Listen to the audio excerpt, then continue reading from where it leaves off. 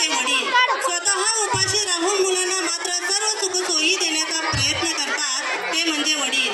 बाबा म्हणजे प्रेम, काळजी, आधार यांनी भरलेलं व्यक्तिमत्व होय.